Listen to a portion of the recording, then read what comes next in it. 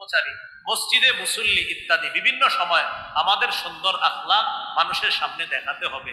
এজন্য ছোট থেকে ছোট নেকির কাজ এটাও ছাড়া যাবে না।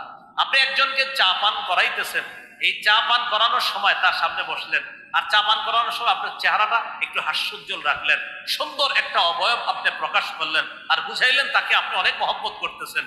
রসুলের হাদিস প্রমাণ করে এই ছোট্ট আমলটা, চা পান করাইলেন আর তার দিকে একটু সুন্দর হাসি মাখা মুখে তাকাইলেন, হতে পারে এটা আপনাকে জান্নাত দিবে। আমি আপনাদের এলাকা দিয়ে গাড়ি দিয়ে যাইতেছি, এলাকার 2-3 জন চিনে ফেললেন, চিনে ফেলে আমার গাড়ির পাশ থেকে বললেন আসসালামু আলাইকুম হুজুর, ভালো আছেন? তো আমি গাড়ির ভিতর থেকে শুধু হাসি মুখে বললাম, এবার একটু হাসি মুখে আপনাদের শুধু মাথাটা নাড়াইলাম। রাসূলুল্লাহ সাল্লাল্লাহু আলাইহি সাল্লাম বলেন, লা তাহকিরান্না মিনাল মারুফি শাই, তোমরা তুচ্ছ কোনো ভালো কাজ, একদম ছোট একটা ভালো কাজ করলা, এই ভালো কাজটাকেও তোমরা তুচ্ছ মনে করবা না। লা তাহকিরান্না মিনাল মারুফি শাইআ, ছোট্ট একটা ভালো কাজকে তোমরা তুচ্ছ মনে করবা না। ওয়ালাউ আনতালকা আখাকা বিওয়াজহিন তালাক, তোমার ভাইয়ের দিকে হাসি মুখে তুমি তাকাইলা, এই যে একটা সুন্দর তুমি আখলাক তাকে দেখাইলা, এটাও তোমার নাজাতের কারণ হয়ে যাবে। তাহলে আমি ইসলামে পরিপূর্ণ আসি কিনা, চতুর্থ আলামত কি? উত্তম চরিত্র। এটা সব জায়গায় আমার এই চরিত্রটা ফুটিয়ে তুলতে হবে।